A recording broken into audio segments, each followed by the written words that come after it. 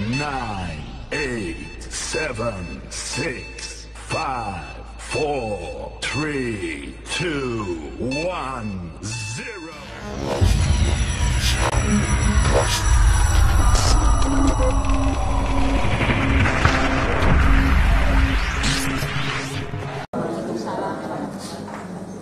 Kepada yang terhormat Bapak Kepala Dinas Pendidikan Kota Jambi,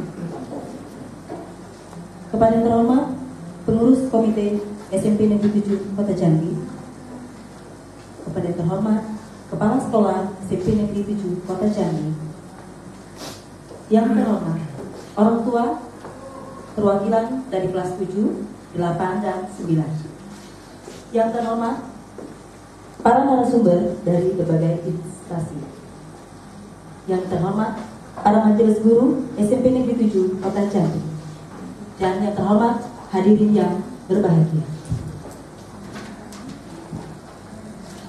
Acara Sarasehan Kemitraan Keluarga dengan SMP Negeri 7 Kota Jambi, Sabtu 26 Desember 2015 dimulai. Menyanyikan lagu kebangsaan Indonesia Raya. Hadirin dan undangan dimohon berdiri.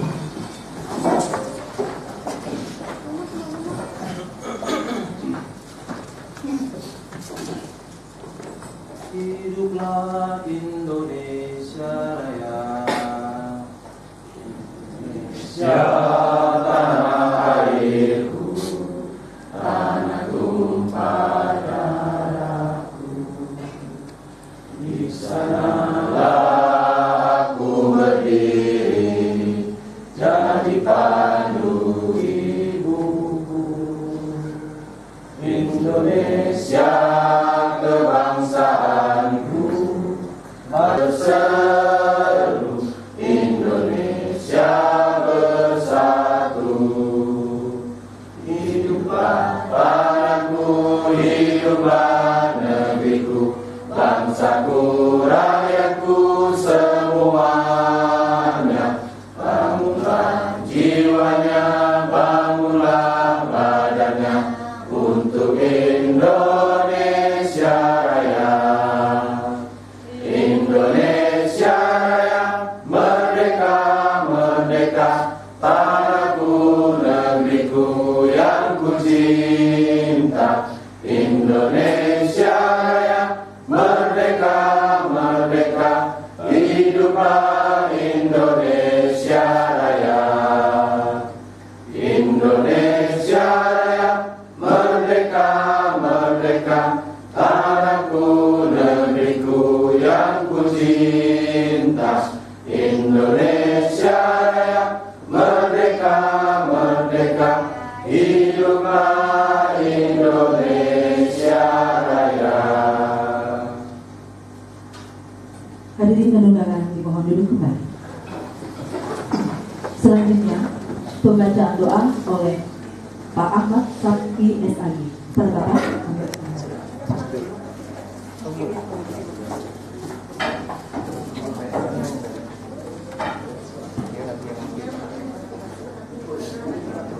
Assalamualaikum warahmatullahi wabarakatuh. A'udzu billahi minasyaitonir rajim. Bismillahirrahmanirrahim. Alhamdulillahi rabbil alamin. Hamdan hamidin, hamdan syakirin, hamdan na'ibin, hamdan yuwafi ni'amahu yukafi mazidah. Ya Rabbana lakal hamdu kama yanbaghi li jalali wajhikal karim wa 'azim sultanik. Allahumma salli wa sallim ala Sayyidina Muhammad wa ala ali Sayyidina Muhammad. Ya Allah, ya Tuhan kami, segala puja dan puji hanya bagimu yang menguasai sekalian alam. Serta rasa syukur selalu kami panjatkan kehadiratmu, karena di pagi yang penuh kebahagiaan dan keakraban ini, kami semua dapat bermuajah berkumpul dalam suatu rangkaian acara Sarasehan penguatan kemitraan keluarga dan satuan pendidikan, dalam suatu kemitraan yang harmonis antara sekolah dan keluarga, merupakan satu kunci keberhasilan pendidikan. Ya Rabbul Izzati, di dalam kesempatan yang baik ini, seraya kami mohon kepadamu, jadikanlah acara yang kami laksanakan ini sebagai wadah untuk kami selalu bersatu dalam satu ikatan ukhuwah insaniyah, ukhuwah basariyah, dan ukhuwah wataniyah. Kami bermohon kepadamu ya Rabb, jadikanlah generasi ke depan kami sekarang dan yang akan datang sebagai generasi yang cinta ilmu dan generasi yang cinta agama, dan tentunya sebagai generasi yang terbaik yang dilandasi dengan nilai-nilai akhlakul karim. Allahumma ansurna fa innaka khairun nasirin, waftah lana fa innaka khairul fatihin, waghfir lana fa innaka khairul ghafirin, warzuqna fa innaka khairul raziqin, warhamna fa innaka khairul raziqin, wahdina wa najjina minal qawmiz zalimin. Allahumma jam'ana jam'an marhuma wa tafarraqna min ba'dihi tafarruqan ma'suma. Rabbana atina fid dunya hasanah wa fil akhirati hasanah wa qina adzabannar wa adkhilna jannata ma'al abrar ya aziz ya ghaffar ya rabbal alamin. Subhana rabbika rabbil izzati amma yasifun wa salamun 'alal mursalin walhamdulillahi rabbil alamin. Assalamualaikum warahmatullahi wabarakatuh. Assalamualaikum warahmatullahi wabarakatuh. Selamat pagi dan salam sejahtera untuk kita semua. Yang sama-sama kita hormati dan kita banggakan Bapak Kepala Dinas Pendidikan Kota Jambi. Yang selanjutnya tentunya masih wajah-wajah baru di hadapan Bapak Ibu. Sebentar lagi saya akan perkenalkan, dan kita mulai yang kami hormati Pak Fakhrul Rozi Husni. Beliau adalah Ketua Komite SMP Negeri 7 Kota Jambi. Selanjutnya yang saya hormati Bapak Sarbaini SHMH. Beliau adalah Ketua LKBH PGRI Provinsi Jambi, yang cukup tahu tentang permasalahan guru. Kemudian yang di tengah saudara saya dan sahabat saya hormati Mas Toher. Beliau adalah orang yang paling mumpuni di bidang IT, utusan dari Baletik Provinsi Jambi. Sengaja kita hadirkan ke sini karena masih galau bagaimana tentang pemanfaatan gadget. Orang tua masih ada keraguan. Untuk itu nanti kita akan berbincang banyak dengan beliau. Kemudian yang di sebelah kanan saya, ya, beliau Mas Ferdia adalah dari Komisi Perlindungan Anak, ya, dan Perempuan. Nah, nanti akan sama-sama kita dengarkan seperti apa anak-anak kita selayaknya kita kawal untuk menjadi calon pemimpin muda masa depan yang kita banggakan. Bapak Kepala Dinas, Bapak Ibu narasumber, serta orang tua siswa yang saya banggakan, izinkan pada kesempatan kali ini kami menyampaikan bahwa rasa syukur kepada Kementerian Pendidikan dan Kebudayaan, di mana terhitung mulai tahun ini, ya, ada sebuah peluang. Mohon maaf, ada sebuah peluang bahwa pendidikan keluarga, kemudian kemitraan sudah diberi ruang bagi kita untuk melaksanakan, dan alhamdulillah SMP Negeri 7 berhasil menjemput bola untuk menjadi piloting, dan ini tidak terlepas dari peran Bapak Kepala Dinas Kota Jambi. Pada sebulan yang lalu beberapa sekolah SMP 7, SMA 1, SD 1, kemudian Desi Salon dari LKP dan dari TK mewakili untuk Provinsi Jambi memulai seperti apa kegiatan tentang kemitraan dan pendidikan keluarga di satuan pendidikan. Dan tidak hanya sekedar diberi pemahaman, tetapi juga didukung dengan dana, Bapak Ibu. Kegiatan kita hari ini didanai dari Kementerian Pendidikan dan Kebudayaan. pagi hari ini hanya sekedar pembuka. Maka untuk itu yang kami undang Bapak Ibu narasumber adalah perwakilan dari kelas. Jadi masing-masing kelas ini orang tuanya kita undang 2 orang, sehingga jumlah idealnya adalah 60 orang. Nah, dari 2 orang perwakilan kelas ini nanti kita akan ramu, kita akan ajak bareng untuk membuat yang lebih besar.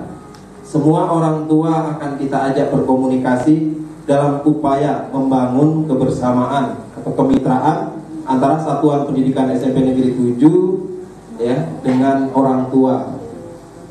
Maksud daripada kemitraan ini tidak lain dan tidak bukan untuk sama-sama mengawal anak-anak kita, di mana era globalisasi saat ini luar biasa beratnya. Kalau tidak hati-hati, maka kita akan mendapat kemitraan keluarga dengan sekolah, sekaligus membuka acara oleh Kepala Dinas Pendidikan Kota Jambi, Bapak Dr. Andes Saiful Huda. Pada Bapak, kami silakan. Kemudian dilanjutkan oleh pemanfaatan teknologi digital dalam dunia pendidikan yang akan disampaikan oleh Balai Telkom Provinsi Jambi oleh Komarudin SKM MPH. Kemudian terakhir, materi yang akan disampaikan adalah peranan komite sekolah bagi kemajuan sekolah yang akan disampaikan oleh pengurus komite Bapak Insinyur Fahrul Rozi Husni MP, dan diakhiri dengan sesi tanya jawab. Baiklah hadirin dan para undangan sekalian, kita akan memulai acara hari ini yang dimulai oleh Bapak Kepala Dinas. Pada Bapak, kami silakan. Ibu yang berbahagia dan juga Bapak-Bapak Ibu guru SMP. Pertama tentu kita memanjatkan puji dan syukur kehadiran Allah Subhanahu wa taala atas limpahan rahmat dan karunia-Nya. Pada pagi hari ini kita diberikan kesempatan dapat berkumpul bersama-sama di Aula SMP Negeri 7 ini dalam rangka kita melaksanakan serasihan kemitraan penguatan pendidikan keluarga khusus di SMP Negeri 7 Kota Jambi.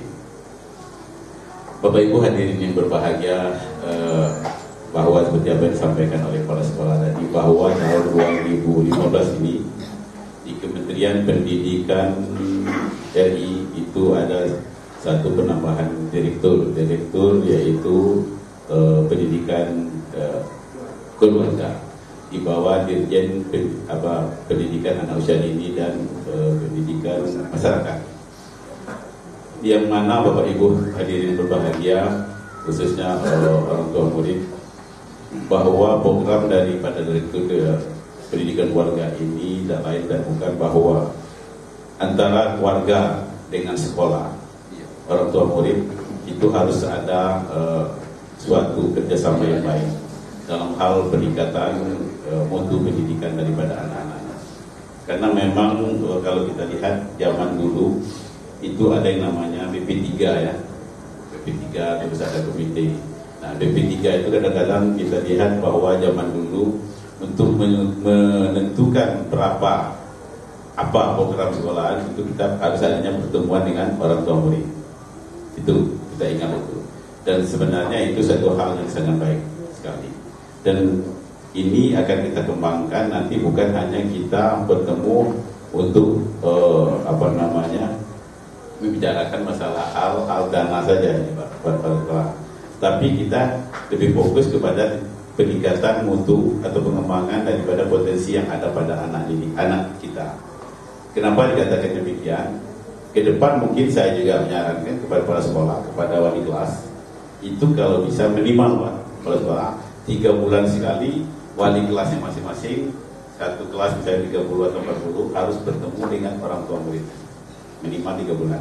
Kenapa?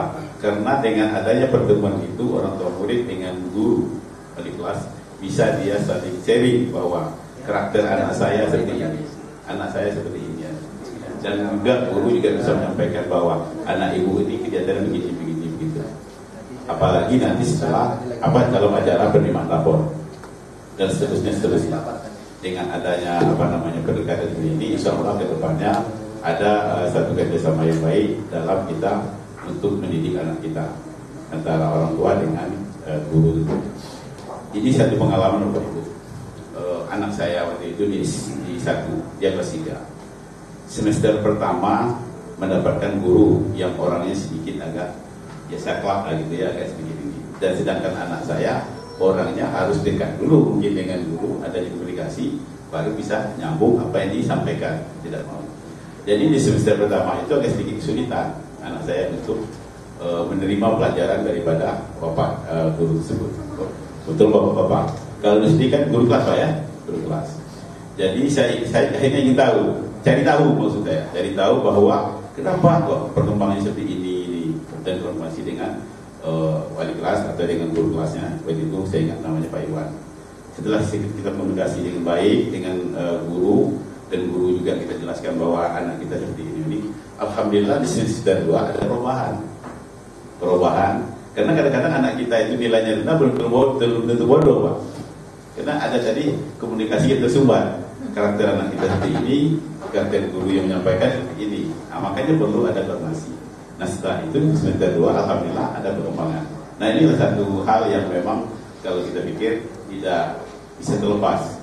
Memang pendidikan itu yaitu pemerintah, orang tua dan juga masyarakat. Nah pada kesempatan yang berbahagia ini seperti disampaikan oleh Bapak Kepala Sekolah tadi, alhamdulillah di Kota Jambi kita mendapatkan ada piloting. Kalau dari sisi dari tingkat pendidikan SD-nya SMP 1 Pak Ketua NKPH PH PGRI, kalau SMP 7 Pak, SMA-nya SMA 1, SMK-nya SMK 1. Kalau di kursusnya itu kursus DESI dan anak PAUD-nya itu di CBC kalau tidak salah. Nah itu yang dapat alhamdulillah program ini dari pemerintah pusat dan dilaksanakan seperti ini. Dan disampaikan oleh Bapak Kepala Sekolah tadi, mudah-mudahan untuk SMP 7 ini akan kita tularkan bersama orang tua murid. Ini hanya sebagai awal daripada kegiatan yang disampaikan. Mungkin itu dan sedikit nanti kita akan bikin masuk ke bukan dulu Pak. Jadi dengan dan kami mengharapkan kepada Bapak Ibu yang hadir pada kesempatan ini, sebenarnya yang sampai kepada Bapak Kepala, tolong Pak jangan yang itu, tolong saya bilang ada cadangan gitu. Ya itu cadangan. Ya, tapi apa buat memang suasananya mungkin kita laksanakan nanti sesuai dengan yang baik. Dengan mengucapkan Bismillahirrahmanirrahim, kegiatan serasian kemitraan penguatan pendidikan keluarga ini dengan mengucapkan Bismillahirrahmanirrahim saya buka.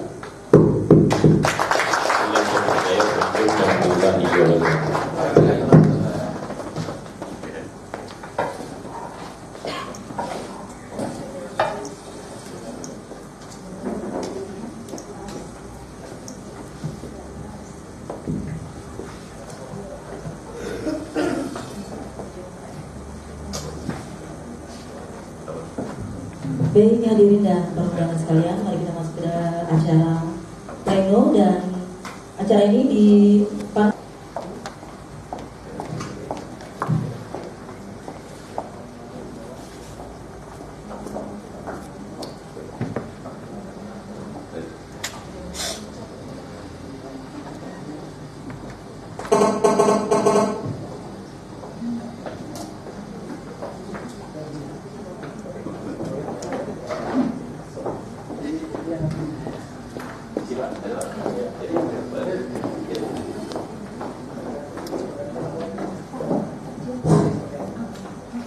Bapak Ibu hadirin yang berbahagia, sedikit saya jelaskan bahwa kebijakan pendidikan keluarga dan satuan pendidikan seperti saya sampaikan tadi bahwa tahun 2015 ini di Direktorat Pembinaan Pendidikan Keluarga Ketua Jenderal PAUD dan Dimas Kementerian Pendidikan dan Kebudayaan, terus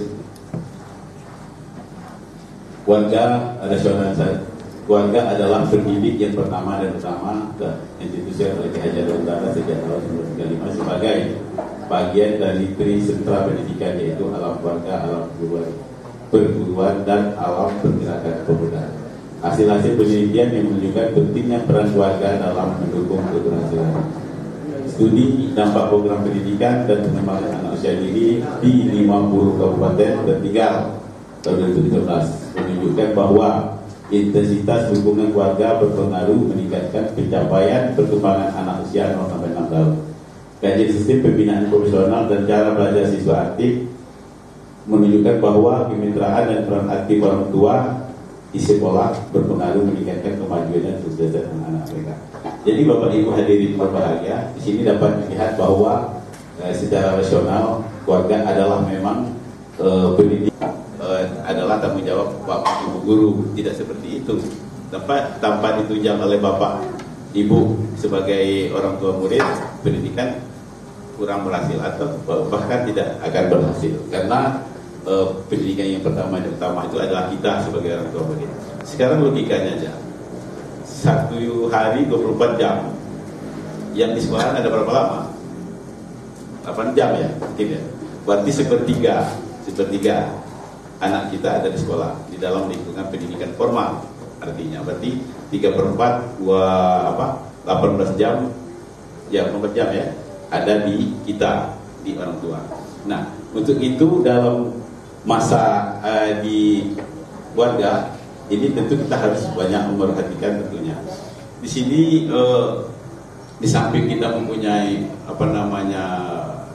mensiasati masing-masing daripada anak kita, tentunya dari awal, dari 0 sampai 6 tahun kita sudah harus menciptakan keluarga anak kita menjadi anak yang memang pertama disiplin di dalam dia melaksanakan kegiatan, dan juga pendidikannya. Dan kita juga perlu tahu bahwa pendidikan 0 sampai 6 tahun ini adalah pendidikan masa emas katanya.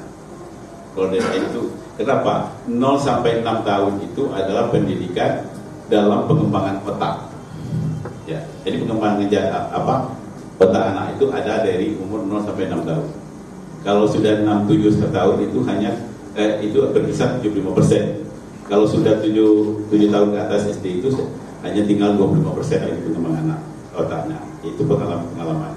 Jadi untuk itu jangan kita salah kaprah bahwa pendidikan di PAUD atau di TK itu tidak penting gitu. Maaf ngomong, saya pernah hearing Pak Komite dengan Pak Edi dengan DPR, katanya agak perlulah dana itu banyak-banyak untuk anak PAUD ini kan, karena ya kurang mengerti tadi Pak. Padahal disitulah awal cikal bakal pengembangan otak daripada anak kita. Tapi memang kita tahu bahwa di pendidikan PAUD itu tidak ada calistung kan, membaca, menulis dan berhitung memang tidak boleh dikembangkan.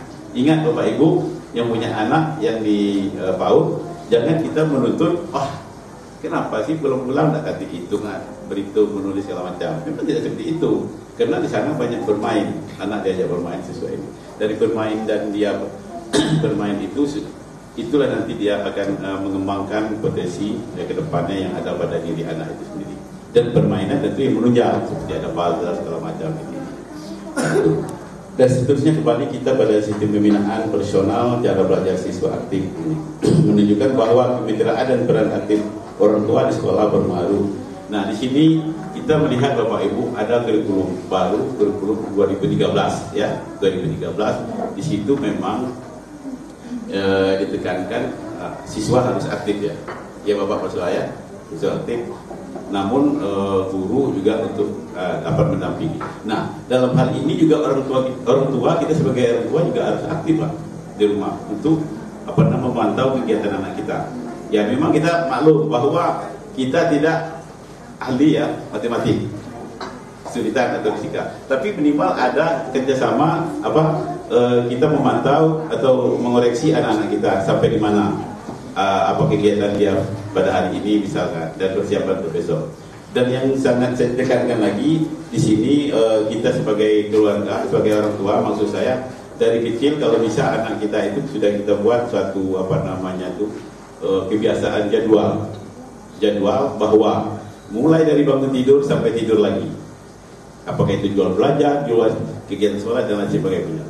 Dan memang jadwal itu katakanlah untuk belajar, kita tidak selalu saklek dengan jam belajar Pak. Katakanlah satu hari setelah maghrib dia belajar 1 sampai 2 jam, tidak harus sampai 3 atau 4 jam, tapi yang penting anak kita harus ada belajar. Kenapa? Itu mengoreksi kegiatan atau pelajaran yang ada pada hari ini atau mempersiapkan untuk besok, minimal seperti itu. Apalagi kalau ada PR-PR di rumah.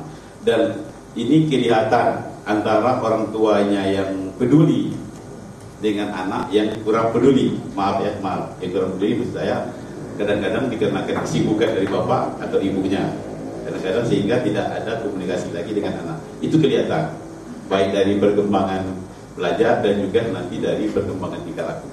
Mungkin juga nanti bisa dilihat kita dengar dari Komisi Perlindungan Anak.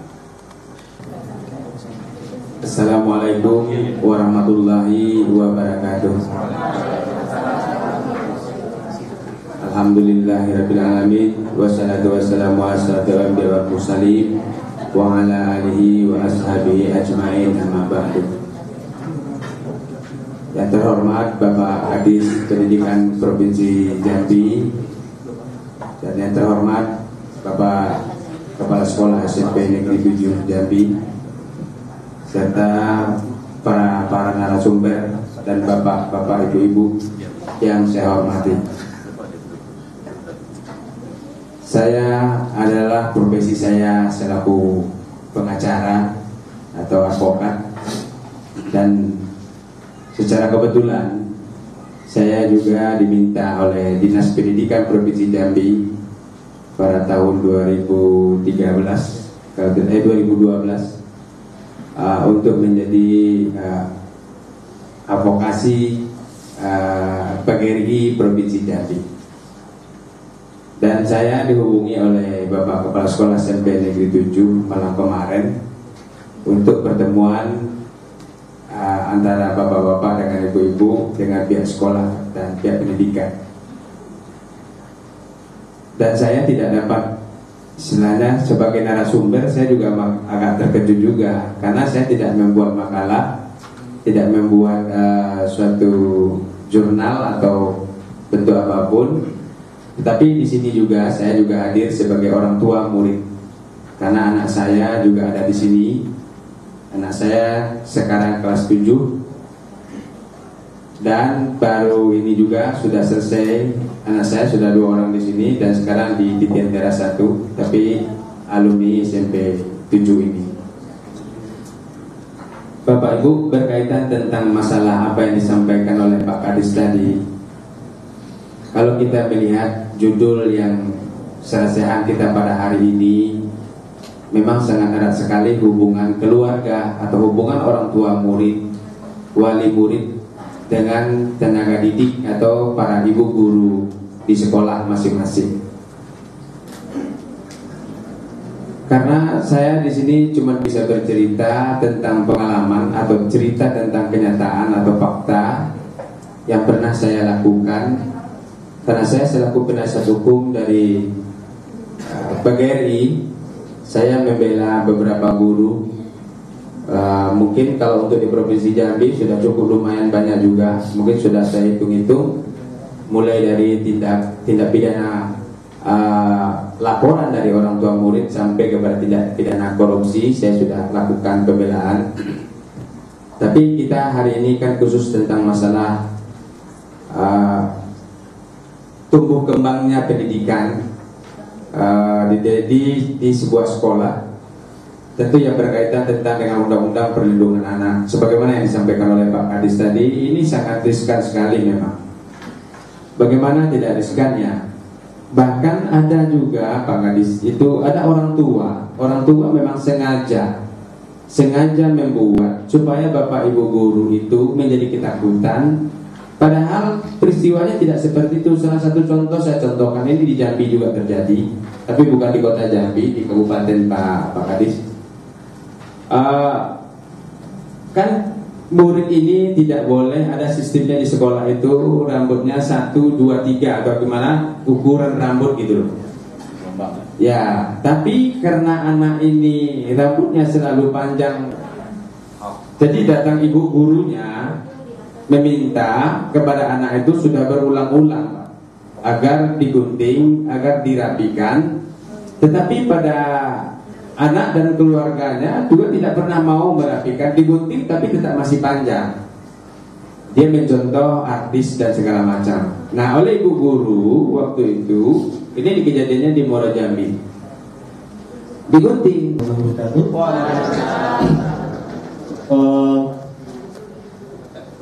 Pertama saya ingin perkenalkan diri, nama saya Ferdia Prakarsa. Saya klarifikasi Pak, Bapak Ibu sekalian, bukan dari Komisi Perlindungan Anak, tapi dari Pusat Pelayanan Terpadu Pemberdayaan Perempuan dan Anak. Jadi lembaga ini adalah layanan terhadap korban kekerasan anak dan perempuan. Jadi kalau ada korban-korban kekerasan baik itu anak maupun perempuan biasanya atau bisa langsung ditandatangani begitu. Lembaga ini ada di berkedudukan di Badan Pemberdayaan Perempuan, Pemberdayaan Masyarakat di Provinsi Jambi, dan pada saat ini memang kita biasa dan sering menangani korban-korban kekerasan, terutama anak dan perempuan. Bapak Ibu sekalian, pertama saya ingin sampaikan bahwa bullying sendiri itu bagian dari tindakan kekerasan. Karena kekerasan ini sebenarnya macam-macam, Bapak Ibu sekalian. Ada kekerasan fisik, psikis, kekerasan seksual. Kalau di KDRT itu tambahannya penelantaran gitu. Tapi biasanya yang terjadi di anak itu ada 3 ya. Khusus untuk kekerasan anak, biasanya kekerasan fisik, psikis, dan kekerasan seksual. Nah, kalau bicara bullying, biasanya aspeknya terjadi di 2 itu tadi, Bapak Ibu sekalian. Kekerasan fisik dan kekerasan psikis. Saya ingin gambarkan bahwa bagaimana sih dengan situasi kekerasan anak yang ada di Provinsi Jambi ini. Karena tadi kalau bicara hukumnya sudah ada Pak Sarbaini tadi, ya, sudah menyampaikan beberapa hal terkait best practice masalah hukum tadi. Nah, saya ingin menyampaikan beberapa hal untuk kebijakan anak. Memang anak ini punya kedudukan yang spesial di Undang-Undang Perlindungan Anak. Gitu. Bahkan bahasa kasarnya kalau saya boleh mungkin menafsirkannya, disentuh pun tidak boleh gitu, dalam konteks kekerasan. Bahkan di kata-kata yang itu bisa berdampak pada psikologis pun itu punya sanksi sendiri, tidak boleh dilakukan terhadap anak. Nah, ini mungkin yang biasanya sering jadi masalah di Bapak Ibu sekalian, mungkin di para guru gitu kan. Ini yang mungkin perlu kita carikan formulanya, seperti apa sih bentuk dan model komunikasi antara guru dengan siswa sehingga guru tidak jadi korban, siswa juga tidak jadi korban. Tadi yang dikatakan oleh Pak Sarbaini tadi, mungkin. Bismillahirrahmanirrahim. Assalamualaikum warahmatullahi wabarakatuh. Yang terhormat Bapak Kepala Dinas Pendidikan Kota Jambi, Bapak narasumber, Bapak Kepala Sekolah SMP 7, Habis khusus ada atasan saya di sini, Sesubat TU PTIKP, Pak Muzani, beliau orang tua dari siswa di SMP 7 Jawa, serta Bapak Ibu wali siswa dalam acara pengungkatan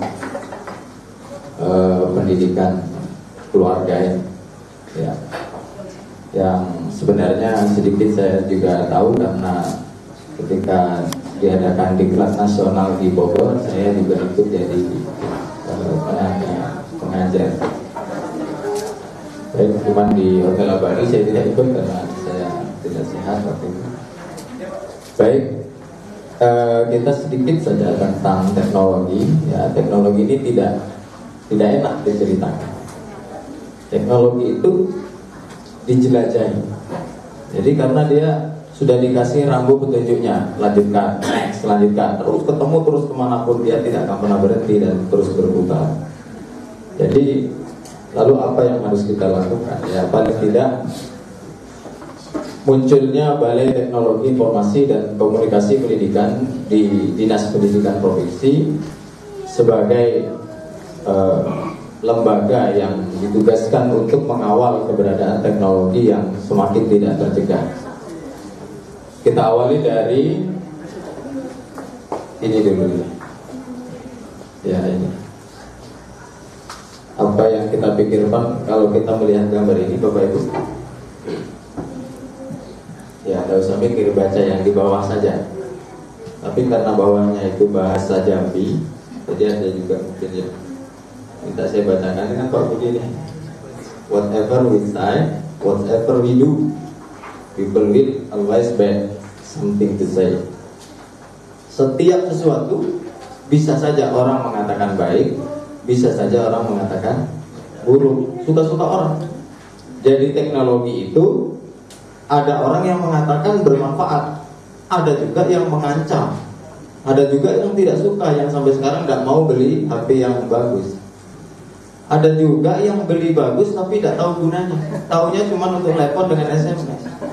Paling full Facebook itu pun kalau sudah restart tidak tahu masukkan emailnya. Saya bingung dengan orang-orang kaya yang seperti itu. Nah, ini kita mau arif ya kan? Tapi dari data ya kan, dari data statistik dunia yang dirilis oleh Bank Dunia dan UNESCO terutama juga kaitan dengan pendidikan, bahwa Indonesia ini adalah ranking 2 pengguna Facebook sedunia. Nah, bayangkan. Berarti ibu adalah penyumbang nomor sekian jutanya. Karena kan nunggu anak di SMP 7 di depan itu ya, itu pasti tidak lain lah ngoceh Facebook. Apakah baik atau tidak ini kita lihat. Orang mengatakan, oh ini ada keledai dinaikin berdua, ini kurang ajar, keledai kecil kok dinaikin berdua, kasihan keledainya, terus ya kan. Lalu naik salah satu, yang satunya bilang loh, ya kan, lu gila ini kalau andaikan istrinya ya kan, masa suaminya disuruh, suaminya naik di situ istrinya jalan kaki, ini suami tidak tahu diri gitu ya. Atau sebaliknya istrinya, ini suaminya udah tua, udah batuk-batuk gitu ya, nggak tahu diri juga, ini ngarepin warisannya. Lalu berjalan dua-duanya tidak dinaikin, lebih salah lagi. Ya teknologi saya kira inilah dilematisnya. Anak tidak dikasih HP, anak apa yang tidak dikasih ke anak, ibu, ya kan? Tapi dikasih, lalu dibiarkan tidak dikontrol, ini yang menyumbang salah satu akses kekerasan, akses eksploitasi seksual, saya kira ya. Nah, sekarang kan anak-anak mengirimkan gambar-gambar dengan mereka tanpa pengetahuan orang tua. Kalau dulu ya videonya ketahuan di bawah kasurnya, termasuk video maknya, dia ketahuan anaknya gitu kan. Sekarang kan tidak ketahuan ya kan, dari BB-nya bahkan bisa diblok, dipin, dikunci. Wah ini sangat eksklusif, mereka membuat komunitas. Ya bagaimana kita mengatasi itu? Ya sebenarnya secara teknologi memang ada bagian teknologi yang apabila sudah dikunci ya susah sekali dibuka. Ya kan, bahkan kalau dia tidak mau ngasih kuncinya ya tidak terbuka. Ya kan? Dan itu memang salah satu dari privasi protektifnya. Ya. Baik. Sekarang begini, saya ingin mengajak kita semua bahwa memanfaatkan teknologi sebagai sarana untuk terus membaca, bukan membaca hal-hal yang sifatnya menyenangkan saja, tetapi ada sisi manfaatnya. Bahwa data dari UNESCO, orang Indonesia itu dari 1.000 orang yang membaca setiap hari dengan sungguh-sungguh, itu hanya 1 orang. Saya tidak tahu apakah, apalagi cuma tidak sampai 60 orang nih, berarti tidak ada yang baca, ya kan? 1.000 masalahnya. Datanya ini data yang dia ini, kalau tidak percaya ya silakan cek saja. Saya juga data dari kementerian. Baik, ini mengerikan sekali kalau orang Indonesia tidak mau baca. Jadi lambat cerdas dengan jumlah peserta pendidikan yang banyak, mencari peserta yang berkualitas kadang sulit, mencari potensi menjadi sulit. Kenapa? Karena memang daya membacanya yang bermanfaat berkurang. Ya, tetapi membaca gadgetnya tinggi sekali, memegang gadget itu tinggi sekali intensitasnya. Indonesia nomor 5 sedunia yang setiap hari mengakses internet. Ya kan, nomor 5. Nomor 5 itu Tiongkok, ya kan, Amerika, India, Brazil, Jepang, ya kan, dan kita berada di lingkungan itu. Dan kabarnya tahun 2017 kita akan naik ke posisi 2. Setiap hari akses internet trafficnya. Saya khawatir ini, ya kan, tidak banyak perkembangan yang baik dari internet, justru konten-konten negatif yang banyak berkembang, ya kan? Ini yang khawatir. Nanti kita kasih solusi, Bapak. Gimana supaya anak-anak ini, kita tidak bisa mencegahnya, tetapi mengawal, ya kan? Dicegah tidak bisa, ini teknologi. Teknologi itu barang menarik. Menyegah anak, mamanya menarik itu tidak pas, ya kan? Mamanya mau, anaknya tidak boleh, itu kan kesenjangan yang bakal menjadi permusuhan, gitu ya. Sekarang data coba. Dari 50 perguruan tinggi, rata-rata nilai kita, universitas kita adalah ranking 49. Mungkin penyumbangnya hanya UI. Mungkin. Yang lain-lain itu di bawah. Dari 50 universitas ternama di dunia, andaikan dimasukkan salah satu Indonesia itu ranking 49. Artinya bahwa kita itu pengguna internet tinggi, tetapi tidak berdampak kepada kualitas kehidupan. Kita ini betul-betul konsumtif. Contohnya apa? Kalau saya tanya, pinjam gadgetnya 1, jelaskan seluruh fiturnya. Pasti ada yang nggak tahu, karena tidak pernah terbuka. Tapi programnya ditambahin terus. Dan rata-rata tambahnya kalau udah game, Facebook, Twitter, BBM. Bahkan orang yang BBM-nya kena blokir itu kayak orang kehabisan, kehilangan uang. Aku ngeluh kemana-mana, gimana BBM saya, gimana BBM saya. Wah ini. Jadi memang sekarang dunia internet, interkoneksi antar kita itu sudah sangat luar biasa. Kita sudah ketergantungan sekali dengan akses informasi satu dengan lain. Ini tidak bisa dihentikan. Ya kan? Ini potensi yang harus kita kendalikan supaya anak-anak kita jangan terlalu dini mereka menikmati dampak positif, dampak negatif dari internet. Ayo, ini rata-rata ya data dari Bank Dunia ini. Ya begitu, Bank Dunia kan keliling-keliling dia mungkin tidak ada gawian kan. Apa ini sebenarnya. Tapi dari UNESCO juga datanya sama, ya kan? Baik. Ini siklus tentang bagaimana kita membuat anak-anak menjadi sehat dan berkualitas ya. Dari posisi Ibu ambil ada brain booster, bagaimana otak-otak anak-anak itu ya ditampil didesain supaya mereka cerdas dari awal. Ya silakan apakah menggunakan pendekatan teknologi atau menggunakan pendekatan religi, itu masing-masing kita sepakati saja. Ibu yang sedang hamil itu secara teori anaknya bisa mendapat pengaruh dari perilaku ibunya, karena ibunya dalam kondisi korban ya Mas ya. Tentu anaknya yang di dalam itu pun anak yang korban karena bapaknya tidak jelas, anaknya itu bin rame-rame gitu kan. Wah itu anak ini tidak mau sebenarnya mamanya melahirkan, tapi ya sudah dibawa saja lahir diapain gitu. Jadi gimana dia mau hidup dalam keadaan membawa otak yang baik, cerdas ya. Andainya ibunya dalam fisikis yang kurang sehat dan seterusnya lah. Saya tidak ingin menjelaskan ini, saya hanya menampilkan siklus bahwa pada kehidupan seseorang itu terjadi siklus kecerdasan yang terus akan terjadi. Pada masanya orang akan mengalami kecerdasan majemuk, pada masa kecerdasan maksimal. Nah ini pada titik orang tua nanti sudah tingkat kecerdasannya adalah tingkat kecerdasan kasih sayang. Baik, ya ini terlalu ya pergeseran paradigma pendidikan sekarang ya kan pada tahapan teknologi ini ya, bahwa orang dulu guru yang baik hanya bisa menyampaikan saja, lalu berikutnya guru yang berkembang berikutnya guru bisa menjelaskan, lalu guru yang baik berikutnya guru yang bisa menjelaskan dan menyontohkan. Tapi guru yang terbaik yang diajarkan oleh Ki Hajar Dewantara adalah bisa menjadi inspirasi bagi kehidupan anaknya. Jadi kalau Pak Junarso guru matematika, saya kira tidak guru matematikanya Mas. Kenapa? Saya terinspirasi dengan beliau, gitu kan? Karena ketika ada dua guru yang sama matematika, ketika ngajar, saya yakin anaknya besok ngingat salah satu atau dua-duanya, atau tidak ingat dua-duanya, ya kan? Jadi di sekolah kita, coba kalau saya tanya Bapak Ibu di sekolah Bapak Ibu dulu, mana guru yang paling Ibu ingat? Ada guru yang tidak kita ingat lagi namanya malah. Siapa nama Bapak ini? Ini menunjukkan dia tidak menginspirasi dari hidup kita, ya kan? Siapa saja di orang hidup yang tidak bisa menginspirasi orang lain, inilah orang gagal, ya kan? Bahkan orang tua yang tidak bisa menginspirasi anak, wah ini penyakit ini. Anaknya kok tidak mau nyontoh mamanya, ini penyakitnya. Kayak mama, malas jadi mama gitu. Takut tapi jadi kayak mama. Apa? Atau, ya kan? Kayak bapak tidak juga. Jadi gue ngikut siapa? Apa tetangga kayak lo? Bapaknya tidak menginspirasi hidup anaknya. Anaknya kok tidak pingin kayak bapaknya, tidak pingin kayak mamanya ini. Wah ini gagal total. Ayo kita hidup manfaatkan komunikasi yang baik. Apakah teknologi bisa menjembatani itu?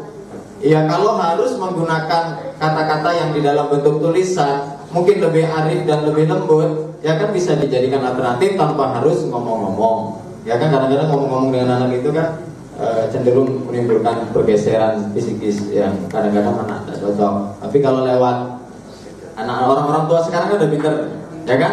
Pakai gadget ditulis di Facebooknya, selamat belajar ya nak, mudah-mudahan sukses, papa dan mama mendoakan. Tanpa harus ngomong nih mama doain sini, kan? Udah begitu, ya kan? Oh dia mengerti di bagian yang anak pasti baca. Orang dulu kan Ya sebenarnya ini memindahkan komunikasi. Media yang kita tampilkan itu sebenarnya hanya medianya saja yang berubah-ubah, tapi isinya sama. Orang dulu kan anaknya di dinding kamarnya ditulis selamat belajar nak, semoga sukses, tempel di pintu dinding kamar anaknya. Sekarang kan kalau nulis terus itu biayanya mahal, ya kan? Dia tulis di dinding Facebooknya, ya kan? Contoh. Jadi kita memang kadang-kadang menyempatkan waktu lah. Saya kira banyak orang tua sesibuk apapun, ya kan? Bahkan ada orang tua yang semua megang jabatan masih memanfaatkan waktu untuk bicara dengan anaknya melalui teknologi. Nah, bapaknya kerja, ya kan? Nggak mungkin sekelas Pak Kadis sibuk ke Jakarta terus ke luar negeri kemana? Kapan ketemu anak? Ya kan, melalui teknologi. Ya kan begitu. Maka teknologi ada juga baiknya. Baik, Bapak Ibu sekalian, ini tidak terlalu panjang waktunya. Kita coba melihat ini ya. Ini dunia sekarang.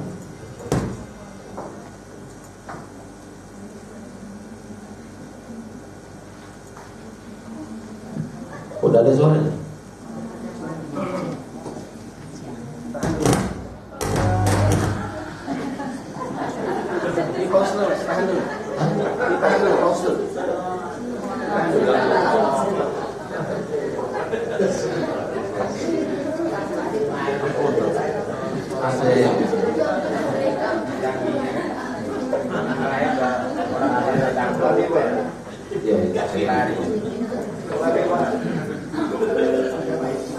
Kita ulang ya. Kita ulang dari awal. Tidak disinggung ya.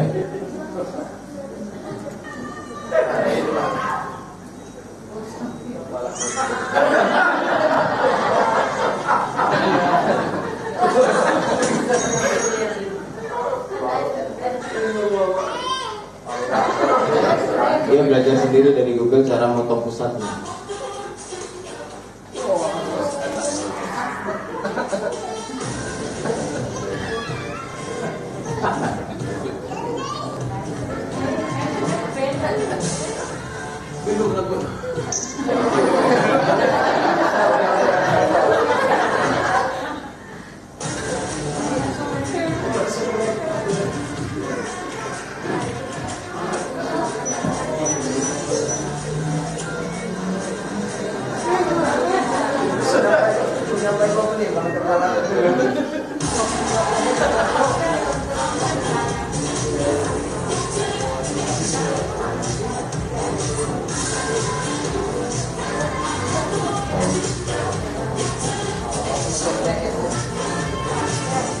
Baik, kita sebentar bahwa ini dunia ya. Jadi sudah sangat dini anak-anak sudah sangat dekat dengan teknologi, bahkan lahirnya pun ya kan. Orang sekarang kan belajar kadang tidak harus di sekolah, tapi belajar di mana saja asal bisa mencari sumber-sumber belajarnya. Ibu-ibu kan bisa mencari resep makanan yang enak dari komputer, dari internet ya.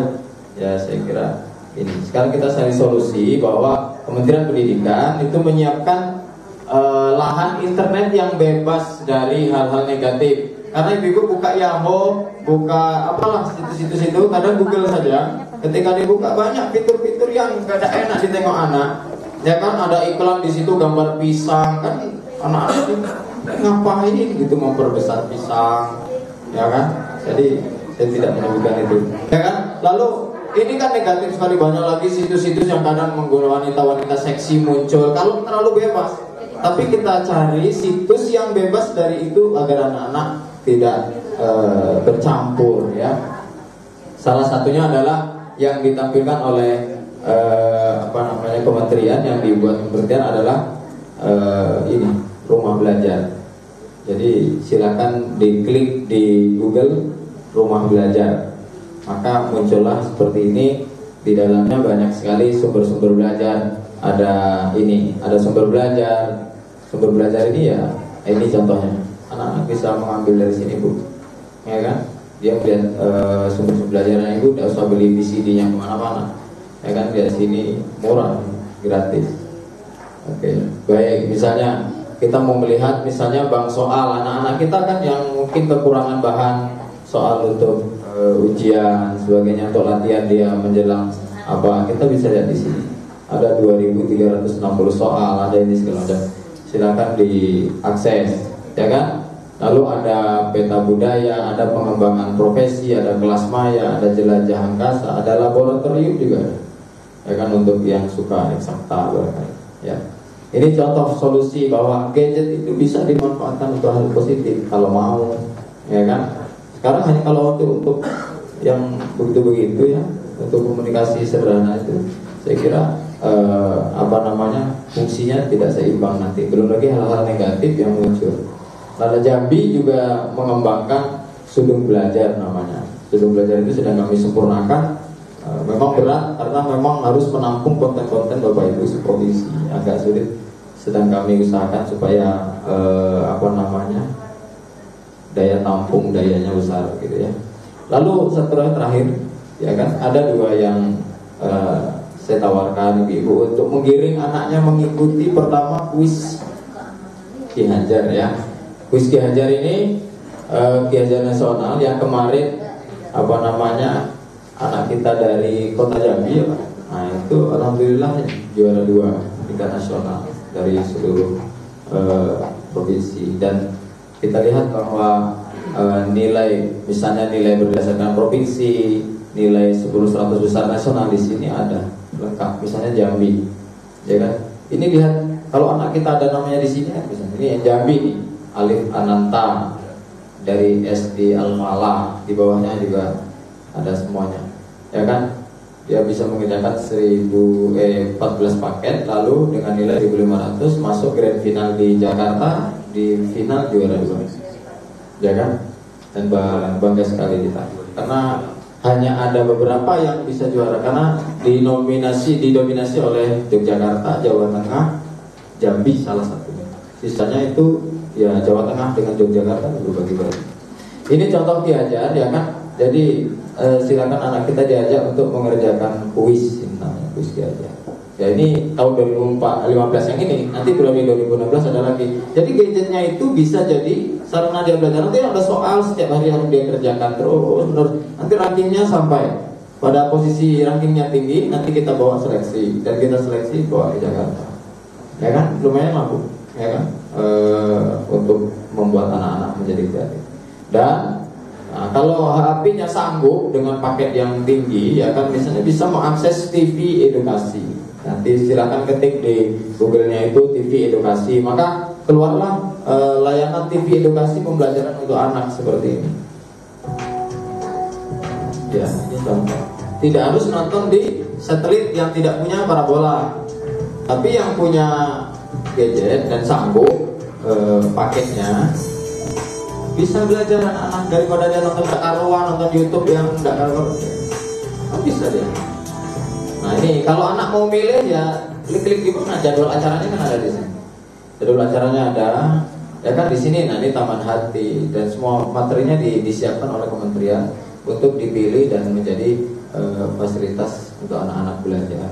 Saya kira kita bisa arif dalam mempergunakan gadget.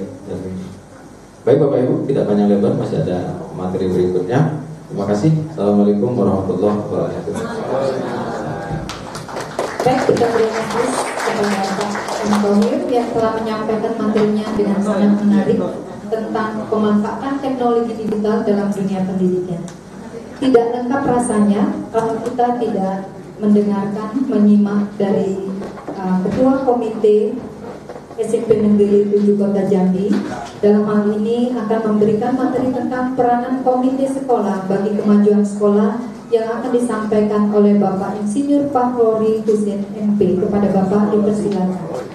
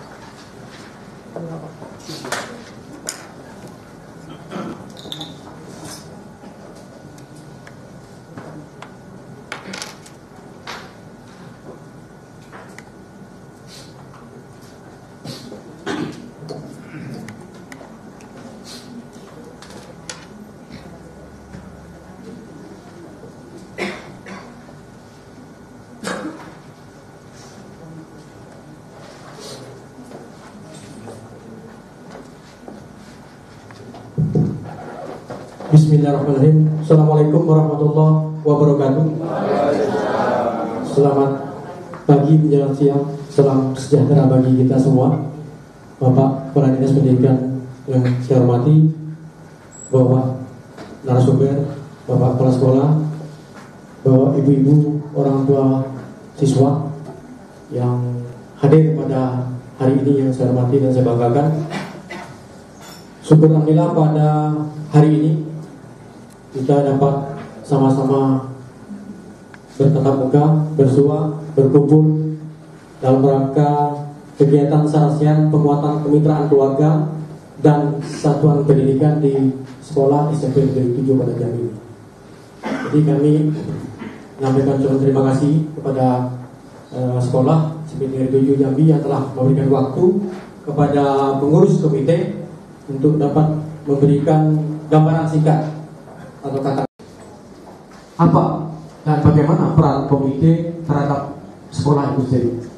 Baik Bapak Ibu sekalian, saya coba untuk memberikan gambaran singkat berkaitan dengan apa itu mungkin komite. Saya kira Bapak Ibu sekalian sudah sering mendengar apa itu komite, baik itu di sekolah dasar, SMP maupun SMA. Nah ini kira-kira Bapak Ibu sekalian merupakan lembaga mandiri yang beranggotakan orang tua atau wali murid, bisa peserta didik, komunitas sekolah, serta tokoh masyarakat yang peduli pendidikan. Nah ini Bapak Ibu sekalian. Jadi peran daripada orang tua murid ini sangat-sangat kita butuhkan sekali dalam bagaimana pendidikan di sekolah ini bisa bagus, bisa baik, bisa bermutu. Jadi kalau tanpa adanya komite, saya yakin tidak akan, ya bisa cuma mungkin kiprahnya, ya tidak bisa kita lakukan sebagaimana apa yang kita inginkan. Jadi kira-kira apa itu sebenarnya komite bagus? Jadi sebagai lembaga mandiri Pak, kita independen Pak.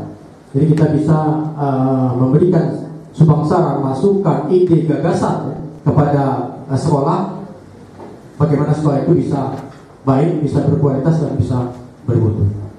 Kemudian bisa kita lanjutkan. Nah ini yang penting sekali sama-sama kita ketahui Pak, sama-sama kita pahami secara legitimasi, legalitas, bahwasanya komite itu dia punya dasar hukumnya. Jadi kita berpijak kepada Undang-Undang Nomor 20 tahun. Nah inilah kita berpijak dari ini Pak, sehingga komite di sekolah-sekolah ada Bapak Ibu sekalian. Kemudian kita lanjutkan. Nah, sekarang kita lihat apa itu tujuan komite di sekolah-sekolah. Yang jelas dia sebagai wadah untuk menyalurkan aspirasi dan prakarsa masyarakat. Dalam hal ini adalah wali murid dalam melahirkan bisa berupa kebijakan operasional dan program pendidikan pada sekolah itu sendiri. Jadi dalam ini ada sekolah SMP Negeri 7. Nah kami Bapak Ibu sekalian menjadi pengurus komite SMP Negeri 7 ini sudah lumayan lama Bapak Ibu sekalian. Sejak tahun 2006 ya Pak Edi ya, 2006 sampai hari ini Bapak Ibu sekalian. Jadi waktu itu kepala sekolahnya Pak Sahyal Taib. Nah sampai hari ini Pak Budianto, kami kurang lebih sudah 9 tahun membantu sekolah ini, sekolah kita yang kita cinta ini, bagaimana kiprah komite yang sebenarnya. Nanti Bapak Ibu bisa lihat apa yang sudah kami lakukan dalam membangkitkan, menunjang program yang ada di SMP Negeri 7 ini. Kemudian meningkatkan peran serta masyarakat dalam penyelenggaraan pendidikan di lingkungan sekolah. Nah ini peran kita ini sangat penting sekali Pak. Jadi tadi sudah bercerita panjang lebar Bapak narasumber berkaitan dengan masalah kebijakan, pendidikan oleh Pak Kadis, kemudian ada dari Pak Sabaini berkaitan dengan masalah hukum, kemudian ada dari KPPA, kemudian yang terakhir dari IT. Nah ini kita mencoba bagaimana kita mengkolaborasikan ya apa yang sudah disampaikan oleh bapak-bapak narasumber tadi. Nah ini. Kemudian menciptakan suasana dan kondisi transparan, akuntabel dan demokratis dalam penyelenggaraan pelayanan pendidikan yang bermutu sesuai dengan visi dan misi yang telah disepakati bersama pada sekolah ini. Ini yang menjadi tujuan komite agar sekolah utamanya di SMP 7 ini bisa baik, bisa berkualitas, bisa bermutu sesuai dengan yang kita inginkan, diinginkan oleh masyarakat, oleh orang tua, oleh pemerintah dan lain sebagainya. Jadi kami dari pengurus komite sudah mencoba melakukan berbagai generasi hebat lahir dari keluarga harmonis, berpola hidup bersih dan sehat. Yang kami hormati Bapak Kepala Dinas Pendidikan Kota Jambi, yang kami hormati narasumber dari Balai TIK Provinsi Jambi, narasumber dari LKBH PGRI Provinsi Jambi, kemudian komite sekolah, Bapak Kepala SMP Negeri 7 Kota Jambi, kemudian Bapak Ibu orang tua atau perwakilan dari orang tua murid SMP Negeri 7 Kota Jambi. Yang kami hormati Bapak perwakilan dari guru SMP Negeri 7 Kota Jambi. Baik, Bapak Ibu, karena berhubung kayaknya waktunya 15 menit ya Pak. Ini materinya cukup panjang, jadi kita singkat saja. Lanjut. Nah, ini hanya sebagai penyambung informasi dari Bapak Ibu yang hadir ke anak-anak kita. Sebenarnya sasarannya saya dari awal perkiraan saya tuh anak sekolah, jadi jangan di sini. Tapi tak apa-apa sebenarnya, ini nanti dari informasi dari kita Bapak Ibu orang tua murid ke anak-anak kita, termasuk Bapak Ibu guru, bahwa PHBS itu adalah ini. Oke, dilanjut. Itu kan teori, nanti bisa di-copy nanti. Kemudian apa manfaat daripada PHBS di sekolah? Yaitu terciptanya sekolah yang bersih dan sehat, sehingga masyarakat sekolah terlindung dari berbagai gangguan kesehatan dan ancaman penyakit. Itu dilanjut teori. Saya mau perlihatkan nanti yang beberapa indikator yang perlu kita amalkan nanti di sekolah. Oke, dilanjut. Syarat sekolah sehat, dilanjut. Jadi di PHBS di sekolah Bapak Ibu ini ada beberapa indikator. Yang pertama adalah mengkonsumsi makanan dan jajan sehat. Nah, saya lihat dari Bapak Komite tadi itu ada pembangunan kantin yang sehat. Cukup megah kelihatannya. Cuman mungkin perlu pengontrolan Pak Budi mungkin ya, pengontrolan dari jajanan. Karena nanti kita lihat di sini ada pemaparannya, yaitu tentang makanan yang berbahaya. Nah, makanan sehat yaitu cukup bergizi, kemudian terjamin kebersihannya, 3, terbebas dari zat yang berbahaya, termasuk nanti zat yang pewarna, kemudian terlindung dari serangga dan tikus. Nah, ini juga teori. Mungkin dilanjut. Terus makan sumber zat pengatur, ini juga di teori tambahan. Nah, yang makanan yang harus terbebas dari bahan tambahan atau pangan yang berbahaya, yang disingkat jadi BTP, adalah bahan yang ditambahkan ke dalam pangan untuk memperbaiki sifat atau bentuk pangan, antara lain bahan pengawet, penyedap rasa, anti gumpal, pemecat dan pengental, termasuk nanti pewarna. Mungkin dilanjut. Jenis bahan tambahan pangan Itu satu, ada yang disengaja, kemudian ada yang tidak disengaja. Dilanjut. Nah ini kita lihat contoh mungkin di kantin nanti kita perlu kita lihat ada pewarna tahu. Nah ini yang A, B, C ini tanpa pewarna, yang B nya ini kita lihat ini pakai pewarna. Nah yang C nya pakai kunyit. Lanjut. Nah ini kita lihat, bisa kita lihat nanti di tahu kalau ada bahan pewarnanya yaitu ada bekas di tangan. Lanjut. Yang tadi ini. Biasanya kan anak-anak, tapi ini mungkin kalau anak SMP sudah mulai tahu, tapi anak-anak yang SD yang sangat berbahaya sebenarnya. Saya ingat dulu waktu di SD 47 itu pernah ada penyakit hepatitis. Nah itu. Jadi kalau kita lihat di sini, kayaknya warnanya sangat menarik, cukup menarik untuk anak-anak. Ada warna merah, mungkin nanti ada warna hijau. Nah ini yang perlu kita sosialisasikan ke, mungkin bukan ke anak kita aja mungkin, tapi ke pengelola kantin. Ini yang sangat berbahaya. Lanjut. Nah ini dasarnya dari Permenkes nomor 239 tahun 85. Ini ada jenis-jenis yang mengandung pewarna. Kemudian lanjut. Nah ini ciri-ciri pangan dengan pewarna non pangan. Dilanjut. Nah ini BTP yang tidak disengaja. Sebenarnya inilah yang dirasakan anak-anak. Kita pun sering menemukan. Mungkin Bapak Ibu, kita pun sering menemukan ini. BTP yang tidak disengaja, yaitu minyak yang bukan tidak pernah diganti, jarang diganti mungkin. Jarang diganti, mungkin tidak usah jauh-jauh. Kita lihat aja kalau kita makan di celele mungkin. Bisa kita lihat.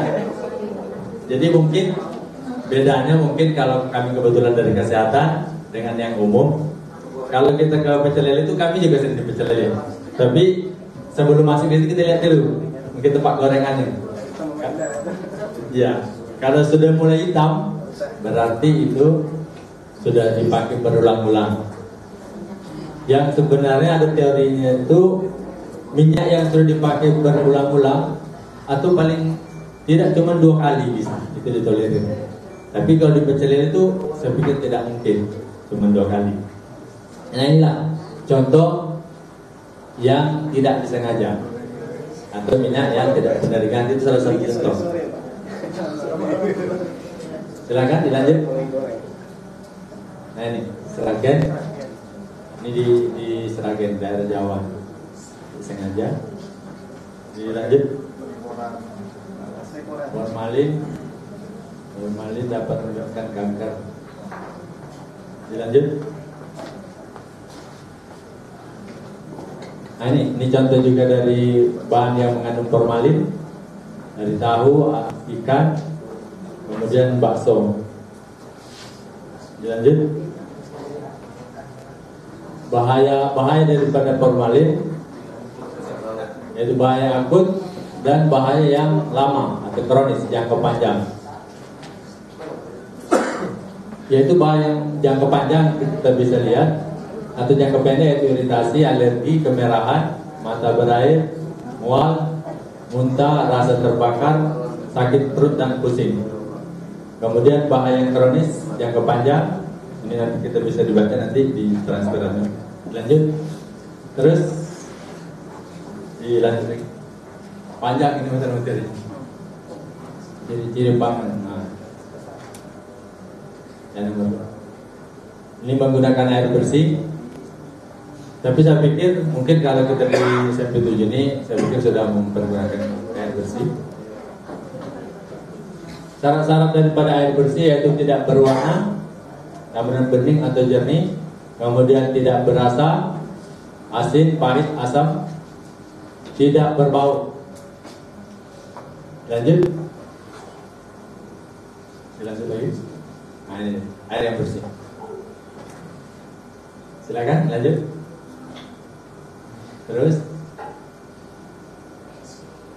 Terus ini ilustrasi aja. Lanjut. Menggunakan jamban sehat mungkin ini juga cepat karena ini tidak yakin dia seperti sudah pakai WC yang sehat. Mungkin cuman Pak Budi, kalau kita lihat teori di SMP 7 ini sudah berapa muridnya? 1067. Kamar kecil? 58, lumayan banyak. Jadi kalau teorinya untuk kamar kecil atau WC itu kalau murid yang perempuan itu 25 per WC, kalau yang laki-laki 40 per WC. Dilanjut. Mengapa? Nah ini.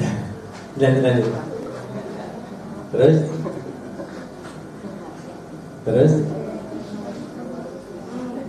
aktivitas fisik. Jadi melakukan aktivitas fisik. Jadi ini indikator yang keempat pada indikator PABS di sekolah, yaitu melakukan aktivitas fisik 30 menit setiap hari. Dilanjut. Nah ini dia. Tapi sayangnya di sini kamar orang tua ya, maksudnya kamar anak-anak. Tapi ini secara keseluruhan. Oke, dilanjut. Terus yang kelima yaitu memberantas jentik nyamuk. Dilanjut. Terus dilanjut lagi. Terus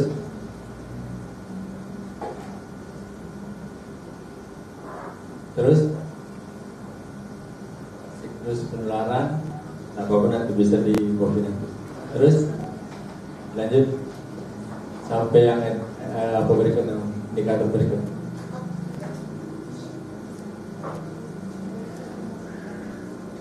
Ada penyakit demam berdarah. Terus dilanjut.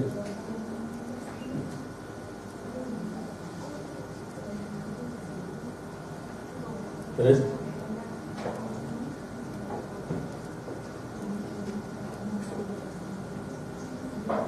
nah ini yang mungkin kita terapkan pada anak kita di sekolah. Ini pelaksanaan PSN di sekolah, yaitu melihat jentik nyamuk. Ini teorinya nih. Dilanjut. Terus tidak sekolah. Yang keenam, tidak merokok di sekolah. Saya pikir jarang kalau di sekolah mungkin. Apalagi masih SMP. Dilanjut. Nah, merokok sama dengan hisap racun. Dilanjut. Bahan. Nah, ini. Jadi karena kebetulan yang kita ada di sini bukan anak-anak tapi orang tua, nah ini sekedar tambahan mungkin pengetahuan untuk kita.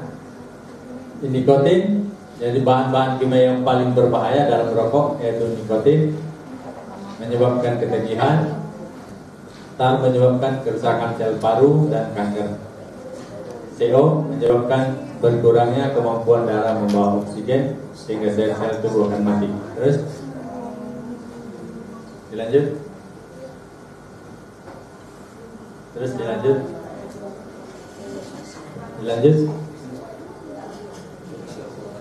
Keluhan utama. Nah ini untuk bagi kita yang merokok mungkin bisa kita rasakan apakah pernah memang terjadi seperti ini, yaitu pasien dapat mengeluh batuk berdahak, sering menderita infeksi, tekanan darah tinggi, nyeri dada, problem kesehatan jantung, letih, merasa kurang sehat. Lanjut. Terus, nah ini yang perlu kita lihat 10 fakta yang membuat kita harus menentang rokok. Lanjut.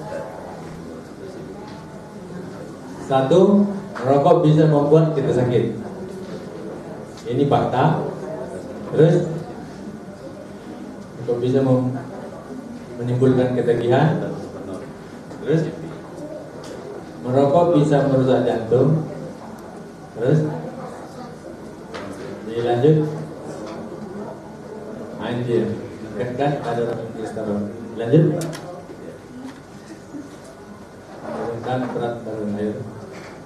Maksudnya ini kalau ibu yang hamil melahirkan bisa menyebabkan berat badan lahir rendah.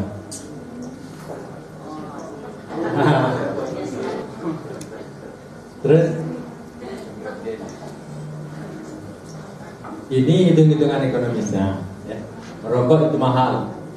Merokok yang memutuskan untuk mengurangi rokok sebungkus sehari dalam kurun waktu 10 tahun bisa menghemat sekitar 30 juta. Ini teorinya Pak ya, Pak Ibu ya. Lanjut. Nah, ini menimbang berat badan.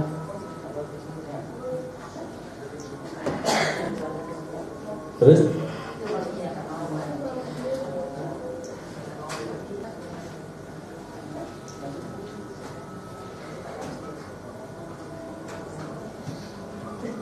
lanjut lagi. Nah, ini yang terakhir, membuang sampah pada tempatnya.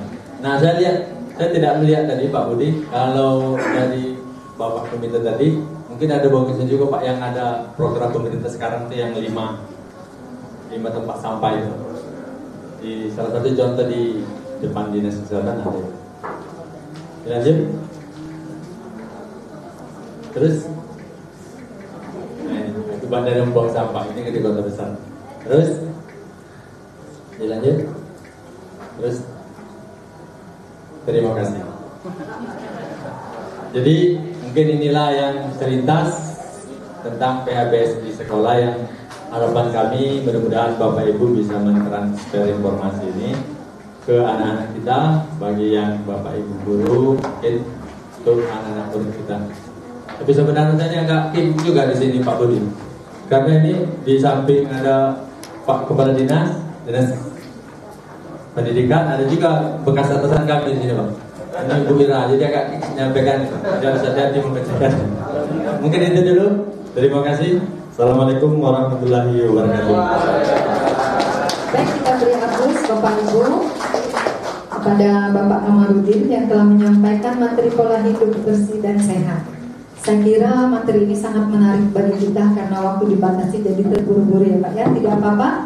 Baik Bapak Ibu, para undangan yang berbahagia, tibalah saatnya pada acara tanya jawab yang akan kita sampaikan kepada para narasumber. Berhubung narasumber kita ini ada 6, kami mohon kepada Bapak Ibu yang ingin menyampaikan pertanyaan, tunjukkan kepada siapa pertanyaan itu, lalu sebut nama dan asal utusannya. Kepada Bapak Ibu para undangan dipersilakan penanya pertama. Ya, silakan Bapak Ibu. Silakan Bapak Ibu. Materi yang pertama.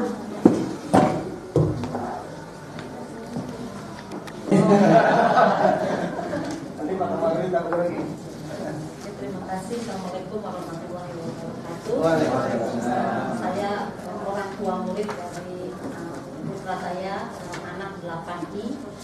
Mungkin cuma untuk memberi gagasan ide diurun rembuk dari proposal diajukan barangkali kalau itu ke CSR, baik itu ke perusahaan atau bank-bank, kemudian mungkin melalui pertemuan-pertemuan alumni, seperti yang kami lakukan mungkin di SMP Negeri 4 Bogor, itu ada sebuah kesepakatan dari alumni. Itu ada angkatan 60, 70, 80, 90 dan 2000 itu memiliki satu bendahara yang bisa menyampaikan keinginan untuk menghibahkan uangnya, rizkinya untuk sekolah alumni mereka atau kami masing-masing. Jadi lumayan, jadi sekolah itu juga sekarang cukup maju dan memang sampai sekarang masih eksis. Mungkin itu saja. Terima kasih. Assalamualaikum warahmatullahi wabarakatuh. Ya, terima kasih Bu Ira. Bagaimana, karena ini berupa saran ya Pak ya, silakan Bapak ditampung atau bagaimana Bapak? Ya, ditampung ya. Terima kasih Bu Ira, sarannya baik sekali. Itu lanjut kepada Bapak Ibu, silakan untuk memberikan pertanyaan, masukan kepada Bapak narasumber kita. Silakan Bapak Ibu. Bu Siti. Assalamualaikum warahmatullahi wabarakatuh. Saya ingin menanyakan, tapi pada Bapak yang ini saya lupa namanya, yang masalah kekerasan dan sebagainya itu. Pak Ferdian. Ferdian. Maaf, karena tadi saya masuk materinya sudah pertengahan gitu. Tapi saya berkenaan dengan profesi saya sebagai guru bimbingan konseling itu, saya perlu dengan hal seperti ini tuh. Ini pernah pengalaman saya sebagai guru bimbingan konseling, ada anak yang meminta-minta, itu hanya meminta 1.000 tapi keseringan. Setelah itu waktu dia minta terakhir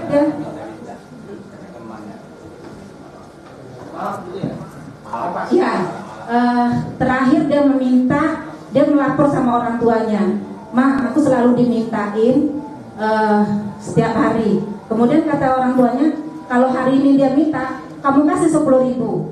Nah kebetulan hari itu minta, dikasihlah 10.000. Nanti telepon mama. Nah waktu itu anaknya langsung telepon, kasih uang 10.000, langsung telepon. Nah langsung orang tuanya itu melapor ke Polda. Waktu itu langsung laporan ke Polda. Nah waktu itu maaf saya, yang orang tuanya orang Kalimantan juga gitu. Nah kemudian waktu itu diproses, kemudian laporan ke Polda, kembalilah orang Polda itu menindaklanjuti surat ke Polsek Telanai. Tetapi waktu dia mengidentifikasi ke sekolah ini, menemui saya itu membawa polisi 2 orang, tidak memakai surat dinas. Artinya dalam konteks kedinasan saya tidak mau terima karena kondisi sekolah. Jadi waktu itu saya identifikasi polisi yang 2 itu, ternyata dia tidak dalam posisi dinas, rupanya dia adalah pribadi. Kemudian waktu itu saya tolak karena kami sebagai guru BK belum pernah dapat informasi dan belum pernah mengatasi anak ini. Nah dia langsung lapor ke orang tua. Jadi tindakan saya waktu itu, saya ambil inisiatif, saya tidak akan mau mengatasi masalah ini. Konteksnya saya sebagai guru BK dan wali kelas waktu itu saya tidak tahu. Nah waktu itu karena orang tuanya melapor ke kepala sekolah langsung, waktu itu Pak Saryal, ditanggapilah oleh beliau. Jadi kepala sekolah memanggil saya tidak mau ikut terlibat ini karena konteksnya sudah di luar jam belajar. Nah laporan itu sudah ke orang tua dan laporan ke Polsek, ke Polda saya bilang. Jadi saya di sini saya tidak mau. Nah kebetulan waktu itu saya minta syarat kepada Polsek Telanai, kalau memang anak ini mau diidentifikasi kepolisian, saya minta 1, dia tidak jam sekolah, keduanya dia tidak memakai pakaian sekolah, dan itu adalah urusan orang tua, jangan dilibatkan guru. Jadi waktu itu karena kejadian di sekolah dan Pak Saryal tanggung jawab, maka Pak Saryal lah yang dipanggil ke Polsek Telanai. Nah dengan cara saya itu, kalau menurut dasar hukum salah nggak saya bertindak, saya tidak mau. Waktu itu tentara pun membentak saya bilang keluar. Ini rumah saya. Kamu bukan di sini ranah kamu, ini ranah guru. Dan guru di sini, guru BK yang harus bertanggung jawab. Saya bilang, apapun yang terjadi anak saya tidak mau jam belajar dibawa ke Polsek. Saya bilang gitu. Nah waktu itu saya dengan emosi, saya lawan aparat itu dan polisi 2 lari dan tentara itu lari. Dan salah tidak tindakan saya sebagai guru, dan saya waktu itu sangat keras Pak. Sangat-sangat keras saya, karena ini di ranah pendidikan, karena ada perlindungan anak gitu, dan masalah ini belum pernah diatasi sekolah. Jadi saya mohon, mungkin ada kebijakan saya ini kira-kira salah gak saya melakukan ini. Terima kasih, mungkin kalau saya butuh keterangan dasar hukumnya, saya mohon untuk supaya keselamatan dalam saya memproses anak itu, saya sebagai terlindungi gitu. Mungkin itu saja, terima kasih. Assalamualaikum warahmatullahi wabarakatuh. Baik Pak Jun, kita langsung saja. Langsung diberikan.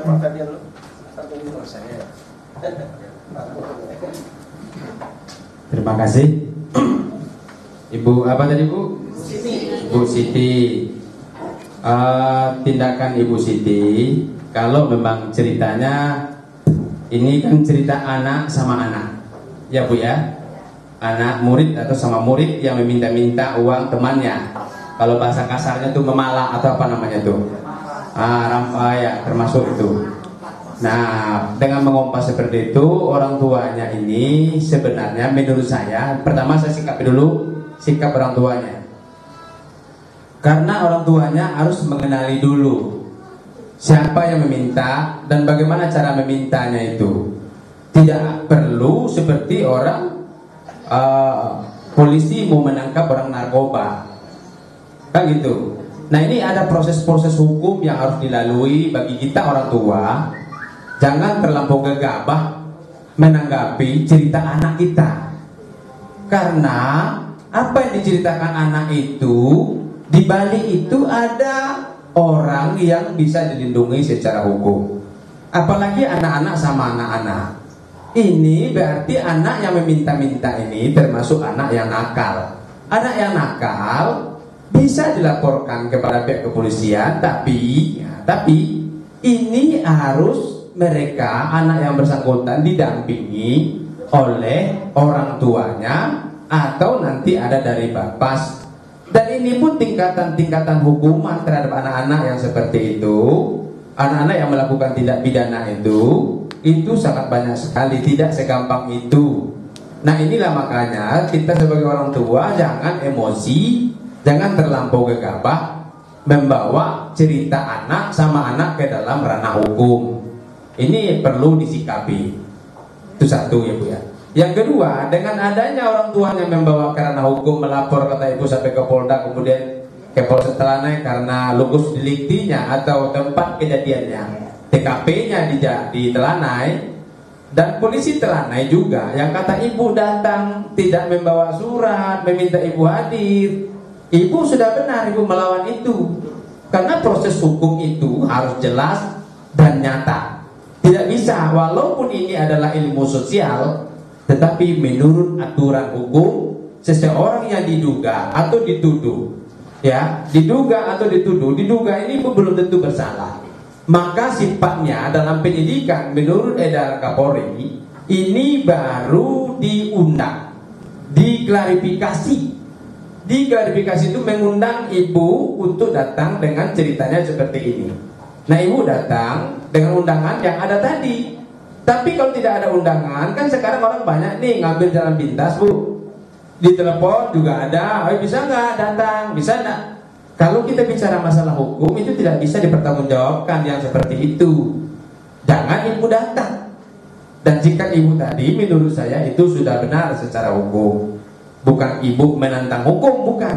Tetapi justru Ibu menegakkan aturan hukum. Itu benar Bu. Tidak usah Ibu takut. Andai kata waktu itu Ibu hubungi saya marahi polisi yang seperti itu. Dan Ibu menyuruh tentara tadi, ada tentara lagi ya. Dan ini bukan ranah tentara, ini bukan ranah TNI kok. Ngapain TNI masuk-masuk di sini? Ibu sudah benar, Ibu usir juga. Ini rumah saya, ini tempat saya, ini kewenangan saya, ini domain saya. Silakan Bapak bela negara dengan cara Bapak. Janganlah dicampuri urusan-urusan ini. Dan Ibu sudah benar. Tetapi dengan adanya tindak pidana seperti ini, bagaimana solusi supaya anak tadi, anak dia juga tidak dikompas terus, dan anak yang mengkompas bisa diberi pribadinya. Nah, inilah tanggung jawab kita secara bersama, kita bercerita. Makanya itu diundanglah gurunya, orang tuanya, atau orang tuanya mendatangi sekolah menceritakan itu, supaya anak itu diberikan pendidikan yang sehat, pendidikan dan masukan yang baik secara psikis. Anaknya juga terganggu karena mungkin sudah ketemu dengan temannya ini, mungkin merasa sangat takut. Ini preman mau datang nih minta uang kan gitu. Nah, tapi tidak seperti itu. Dan kita yakin anak-anak yang di bawah umur, apalagi sebatas SMP, insya Allah dia masih bisa diberikan masukan-masukan yang positif, masukan-masukan yang sehat, dan pengertian-pengertian hukum. Mungkin dengan kata lain, Jangan dilakukan itu nak, bapak takut, bapak tidak enak, bapak malu, kan banyak macamnya. Ada sedikit pertanyaan Pak. Nama saya Fitri Bakis, orang tua dari Ilmu Khairah. Mungkin ini agak di luar konteks atau masuk. Saya sebagai masyarakat ini mau menanyakan apa sih yang kita lakukan sebagai masyarakat jika ada anak yang disuruh berhenti oleh orang tuanya karena disuruh menjaga adiknya. Padahal ibunya adalah seorang guru cuci. Ini kondisinya terjadi di rumah saya. Terima kasih.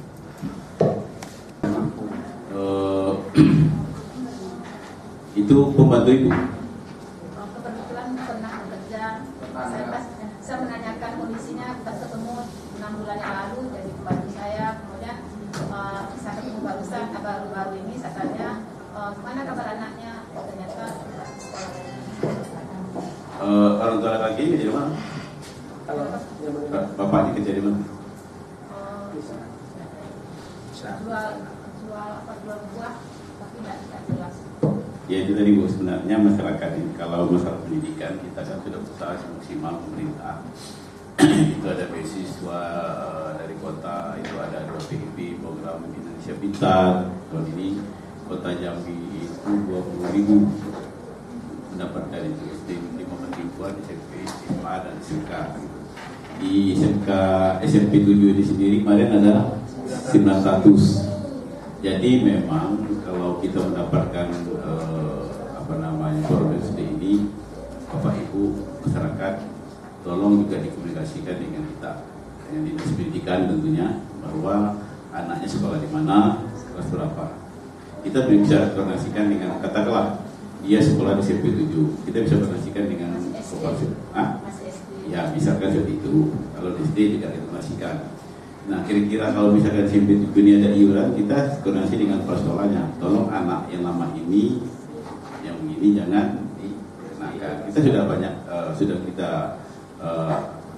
saran seperti itu di sekolahan. Kemarin aja juga ada di sekolahan ini, dia tidak bisa ujian, orang tuanya ngadap saya, tolong Pak, bukan nggak mau bayar, cuma mungkin bayarnya cicil gitu. Saya harus langsung telepon Pak sekolahnya, tolong anak yang kelas ini, nama ini, tolong diberi dispensasi maksud saya. Jadi, akhirnya bisa dibantu. Jadi hal-hal seperti ini silakan aja berkoordinasi dengan kami, khususnya di dinas pendidikan, dan juga berkoordinasi dengan sekolahnya dulu. Nanti sekolahnya tidak bisa mengatasi, lapor identitas sana. Ya, jadi kita memang usahakan tidak ada masyarakat usia sekolah yang tidak bersekolah. Kita usahakan itu, ya. Terima kasih. Baik, terima kasih Pak Kadis yang telah menyampaikan pertanyaan jawaban yang disampaikan oleh Ibu Fitri. Jadi jelas bahwa wajib belajar itu tidak kita kenal putus sekolah ketika kita tahu sebagai anggota masyarakat. Jadi Bu Siap nanti melapor kepada kepala sekolah yang bersangkutan atau kepada Dinas Pendidikan Kota Jambi.